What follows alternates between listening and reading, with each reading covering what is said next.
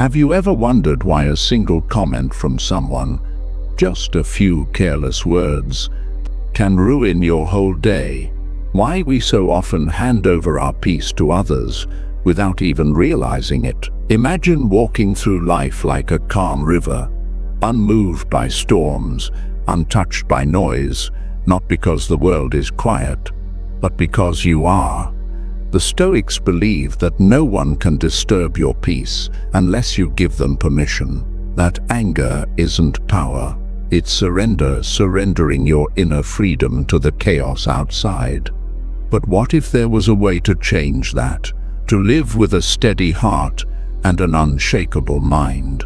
No matter who tries to test your limits, in this video, we'll explore a timeless approach, simple yet profound, that can help you rise above irritation and never be ruled by others' behavior again.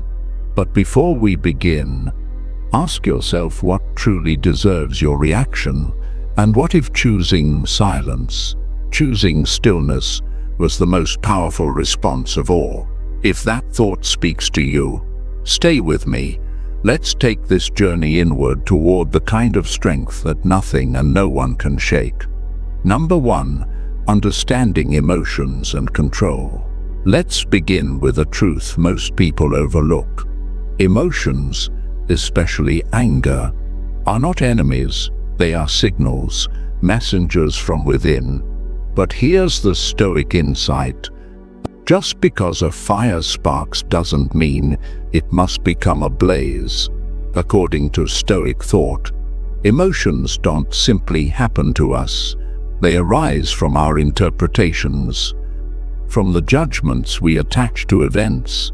Epictetus, a freed slave who became one of Stoicism's greatest minds, said it best: "It's not what happens to you, but how you react to it that matters." When someone insults you, that insult alone doesn't cause anger. It's your belief that their words have power over you that lights the flame. This is the first step to inner mastery, realizing that your emotions are not caused by others, but by your own thoughts about what they say or do. You are not a puppet pulled by strings of circumstance. You are the one holding the strings if you choose to see it. Think of it this way: when someone tries to provoke you, are they truly in control of your emotions? Or are you handing them that power? The Stoics teach that peace isn't found in avoiding difficult people or situations. Peace is found in the discipline of the mind. When you train yourself to pause, to reflect, and to choose your response, you reclaim your power. So, the next time anger starts to rise, pause and ask, what story am I telling myself right now? Is it a story of weakness or of strength? If you're ready to take ownership of your inner world, drop a comment below with "I am the master of my mind," because that's where true freedom begins, not in changing others, but in transforming how we see. Let's keep going. Number 2. The power of perception. What if I told you that it's not events themselves that disturb us, but the meaning we attach to them? The Stoics understood this well. "We suffer more often in imagination than in reality," wrote Seneca. Perception isn't just how we see the world, it is the world we live in.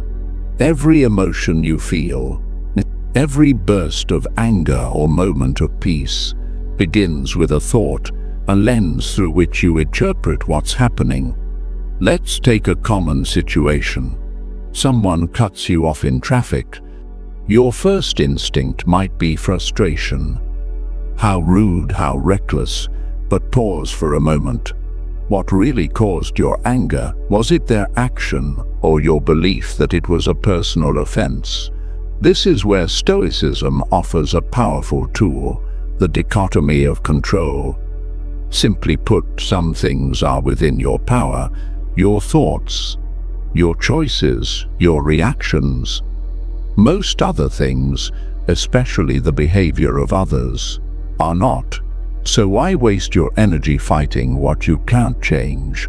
When someone acts poorly, they reveal their character, not yours. Your only task is to guard your own perception. Then, perception becomes your greatest weapon. Reframe the moment. Maybe that driver was rushing to a hospital. Maybe they made a mistake. Or maybe it just doesn't matter. What matters is how you choose to see it. This shift in mindset isn't denial, it's liberation. It frees you from being at the mercy of every rude comment, every unfair act, every small slight. When you master your perception, you master your peace. So, next time life throws something irritating your way, stop and ask, is this within my control? If not, breathe, let it go. That's not weakness, it's wisdom. Drop a comment below with "I create my own reality," because once you take charge of your perception, you stop being a victim of the world and start becoming the author of your own. Let's move forward. Number 3, the role of expectations. Let's talk about a silent saboteur of peace, expectations. Most of our anger doesn't come from what people do, but from how we expected them to act. You hold an image in your mind, how someone should behave, how they should speak, how they should treat you. And when reality doesn't match that image, frustration rushes in. Disappointment turns to resentment, and from there, anger is only a breath away. But here's the hard truth the Stoics knew: expectations are self-made chains. They are demands we place on a world we don't control. Epicurus once reminded us, when you are offended at any man's fault, turn to yourself and ask what fault of yours most resembles his. In other words, stop. Stop asking the world to meet your expectations and start asking whether those expectations were ever fair to begin with. When you expect people to always be kind, considerate, or just, you're setting yourself up to suffer, because people are flawed. They forget, they fail, they act out of ignorance or pain. And if your peace depends on their perfection, your peace will always be fragile. The Stoic path invites you to release the need to control others and instead anchor yourself in acceptance. Acceptance is not weakness, it's clarity. It's the courage to say, this is how things are. I choose how to meet them. And here's the beautiful twist. When you stop expecting others to act a certain way, you stop being surprised when they don't. And with that, the anger fades. So, next time someone lets you down, pause and ask, did they truly betray me? Or did I simply expect too much? Drop a comment below with "I accept things as they are," because the more you align yourself with reality, not fantasy, the less the world can shake you. Let's keep going. Number 4, recognizing triggers. If you want to break free from the grip of anger, one of the most powerful things you can do is this: recognize your emotional triggers. Anger rarely appears out of nowhere. It has roots, it follows patterns, and if you look closely, you'll find that there are certain people, words or situations that consistently pull you toward the edge, often before you even realize what's happening. Have you ever asked yourself, why does this specific comment make my blood boil while others don't bother me at all? Why does this person get under your skin so easily when someone else could say the same thing and you'd shrug it off? The answer lies in your triggers. These aren't just random reactions. They are emotional echoes from your past. Many of them are built from years of experience, reinforced beliefs, and sometimes deep-seated wounds. If, for instance, you were dismissed or belittled growing up, you might feel intense anger today when someone questions your ideas. even if they mean no harm. That response isn't about the present moment. It's about unhealed moments from before. Here is where Stoic wisdom becomes your guide. The Stoics didn't deny emotion. They understood it. They taught that by becoming aware of your inner reactions, you create space between stimulus and response. In that space lies your freedom. This is where the Stoic practice of premeditatio malum, the premeditation of misfortunes, comes in. Before entering situations that might test them, Stoics like Seneca would mentally prepare. They'd envision possible challenges, including personal attacks or misunderstandings, and calmly rehearse how they would respond. They weren't caught off guard because they had already trained their mind to stay composed. You can do the same before stepping into a meeting, a conversation, or a stressful environment. Take a few quiet moments. Visualize potential triggers. Ask yourself, what might test me here? How will I respond with calm and clarity instead of falling into anger? This mental rehearsal is like building muscle memory for the soul. The more you do it, the more resilient you become. Your reactions slow down. Your awareness grows sharper. And in time, what used to provoke you now passes through you without leaving a mark. Let's be clear, this isn't about suppressing emotion or pretending to be unaffected. It's about developing self-mastery. Recognizing your triggers gives you the upper hand. It lets you act from strength, not impulse.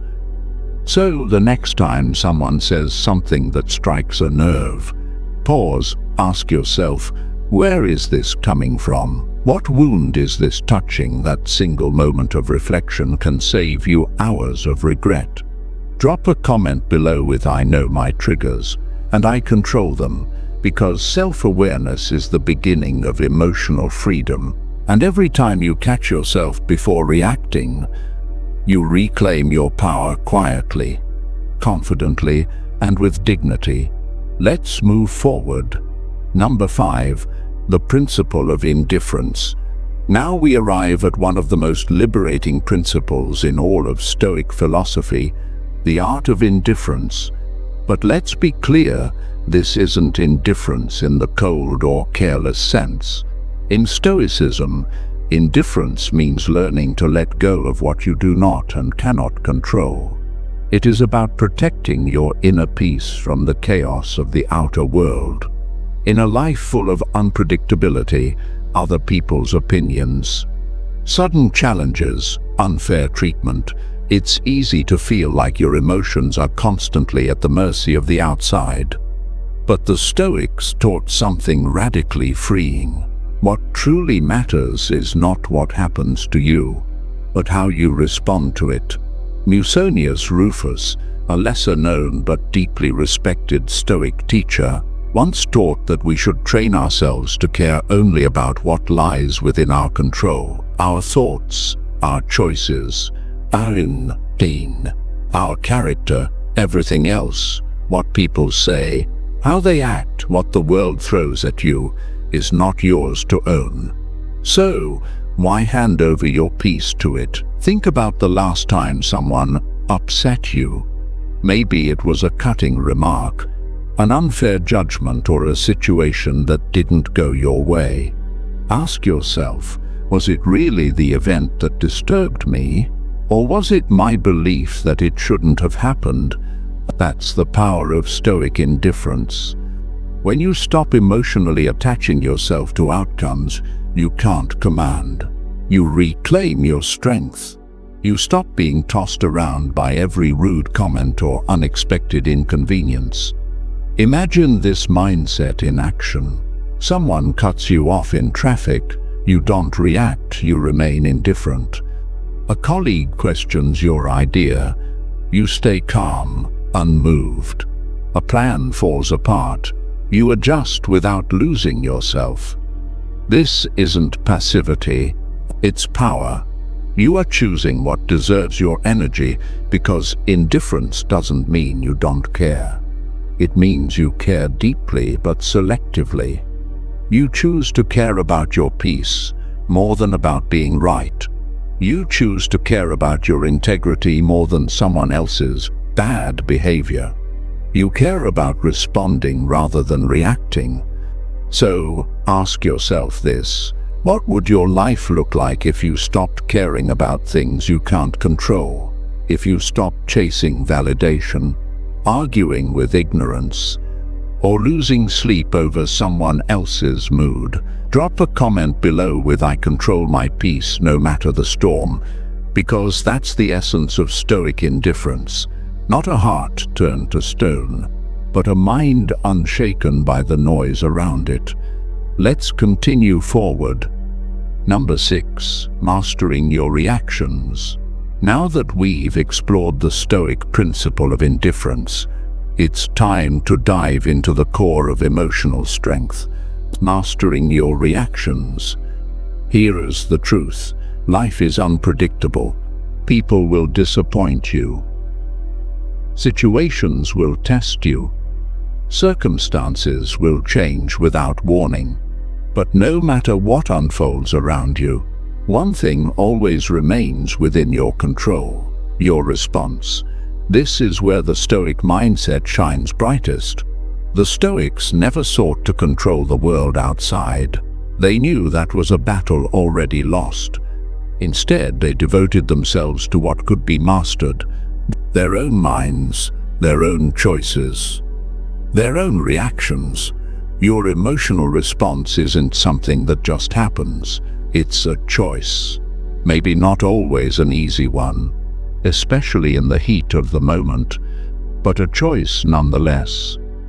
You can choose to respond with anger or with calm, with blame or with understanding, with fury or with wisdom. Seneca, one of the great voices of Stoicism, once wrote, "We suffer more often in imagination than in reality." He wasn't downplaying pain. He was pointing to a common truth. We exaggerate events in our minds. We relive them, reinterpret them, layer them with assumptions and fears, until our emotions are no longer about what happened, but about the narrative we've built around it. Think about the last time something upset you. Did you react immediately? Did you spiral into frustration, or let your emotions hijack your judgment? The path to mastery begins with a pause, a brief, intentional breath before you respond. In that small space, you regain your power. It doesn't mean you'll always get it right. Even the most disciplined minds falter. But what separates the master from the untrained is this: the master reflects after a reaction. They ask themselves, what triggered this? What could I have done differently? That simple act of reflection is the foundation of emotional growth. This is also where awareness of manipulation, what some call dark psychology, can help you stay in control. There will be people who use subtle tactics to provoke you: passive aggression, condescension, gaslighting. But once you recognize the strategy, you no longer have to play the game. You can step back, you can stay composed. And here's the most empowering part: when you master your reactions, you remove the power that others once held over you. No one can pull your emotional strings unless you let them. No insult, no unexpected event, no opinion has the strength to shake you unless you offer it your consent. That doesn't mean you never feel anger. It means you respond to it with clarity instead of chaos. You act with intention instead of impulse. You own your reaction rather than being owned by it. So, take a moment now. Reflect on a time when you reacted emotionally, when you felt out of control. Ask yourself, if I had paused, what could I have done differently? What would it feel like to meet that same moment with calm? Or even imagine this: with a sense of humor, Drop a comment with "I am the master of my reactions," because when you learn to pause, reflect and choose, you unlock a level of emotional freedom that few ever reach. Let's continue forward. 7. The Stoic Shield, defending your mind against subtle manipulation. Now, let's explore a deeper layer of Stoic practice, mental defense. The world is full of subtle influences. Not every attack is loud or obvious.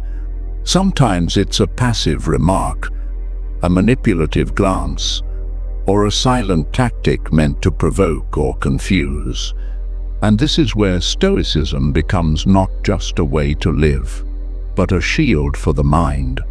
The Stoics understood that to remain calm in a chaotic world, you must first become aware of how others may try to disturb your equilibrium. They didn't call it dark psychology, but they saw it for what it is: the tactics of the untrained mind trying to shake the disciplined one. Take provocation, for example. When someone deliberately tries to trigger you, it's a test, not of your strength, but of your stability. Most people react instantly, giving away their peace like a coin tossed in the street. But the Stoic, seeing the intent behind the action, remains unmoved. Why? Because to respond is a choice, and the wise choose not to be baited. Another tactic the Stoics would recognize is emotional confusion. When someone tries to make you doubt yourself. In modern terms, we might call it gaslighting, but to a Stoic it's simply a distortion of perception. Marcus Aurelius reminded us that if you are pained by any external thing, it is not this thing that disturbs you, but your judgment about it. In other words, your clarity is your defense. When you train yourself to see these attempts not as personal but as tests of character, everything changes. You begin to respond, not react. You begin to observe, not absorb. The Stoic shields themselves through reason and awareness. They question impulses, examine motives, and above all, guard their judgment. They know that no one can drag them into a mental battlefield unless they agree to step onto it. So next time someone tries to pull you into an emotional game, pause, observe, ask yourself, is this worthy of my peace? If not, step back, let it pass. Your silence, your stillness, becomes your strength. Drop a comment with "I guard my mind and protect my peace," because true Stoic power isn't about control over others. It's about unwavering control over yourself. Let's move to the final step. Number 8. The art of forgiveness. Let's talk about one of the most powerful yet misunderstood tools on the path to inner peace: forgiveness. In the modern world, forgiveness is often seen as something we offer to others. But from a Stoic lens, it's not about the other person at all. It's about you, your mind, your freedom, your emotional clarity. The Stoics understood that resentment, bitterness, and grudges don't wound the person who wronged you. They wound you. Holding on to anger is like drinking poison and hoping the other person suffers. Epictetus reminded us that we are not harmed by others, but by our opinions about what they've done. In other words, the injury is often prolonged by how tightly we hold on to it. Forgiveness, then, is not a weakness. It's a profound act of emotional self-liberation. This doesn't mean you forget what was done. It doesn't mean you excuse injustice, betrayal, or harm. What it means is that you refuse to carry that pain into the present. You choose not to let someone else's actions dictate your inner state. You stop replaying the wound like a broken record. You stop handing them space in your heart and mind. Think for a moment, how many times have you been hijacked by a memory, an old argument, a past betrayal, You feel the anger rise again as if it happened yesterday. But nothing has changed except that you've allowed the past to invade your present. This is why forgiveness is so essential. When you forgive, you close that door. You acknowledge what happened, but you release its grip on your current peace. You stop allowing it to define your reactions, your moods, or your decisions. Forgiveness is also a practice. Just like courage, discipline, or patience, it's not a one-time act but a steady process. Some wounds take time to heal, but each time you choose to soften even a little, you reclaim a piece of yourself. Each act of forgiveness makes the next one easier. And let's be honest, it takes strength. It takes humility, but most of all, it takes the courage to prioritize your peace over your pride. As Marcus Aurelius said, the best revenge is not to be like your enemy. To forgive is not to condone, it's to transcend. It's to rise above the emotional chaos and stand firm in your own virtue. So today, reflect, is there someone you still carry in your heart? Not with love, but with anger. Is there a moment you've allowed to steal too much of your present? And more importantly, are you ready to be free from it? Drop a comment below with "I forgive to set myself free," because forgiveness isn't about them. It's about releasing yourself from the emotional chains that keep you anchored in the past. And now, as we prepare to close this journey, there's one final truth I want to leave you with. You hold the key to your inner world.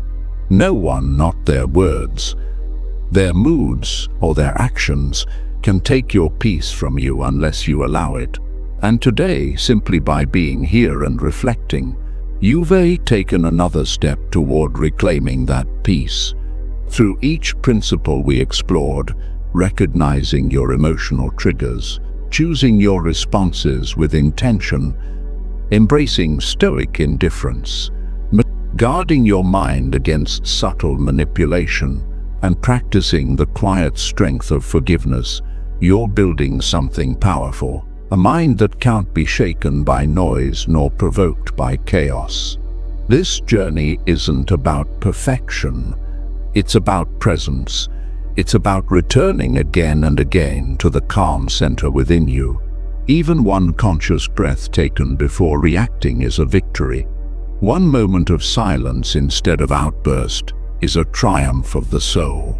As the Stoics taught, true strength lies not in what you can control out there, but in how you govern yourself within. Every time you choose peace over anger, reflection over reaction, you reinforce that strength.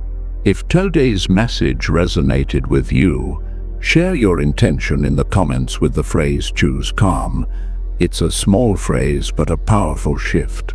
And if you're ready to keep walking this path of clarity and self-mastery, feel free to subscribe, and not out of pressure, but out of alignment with the kind of person you're becoming. In the next video, we'll explore how to remain calm when others push your boundaries. Until then, stay grounded, stay kind, and protect your peace like it's sacred, because it is.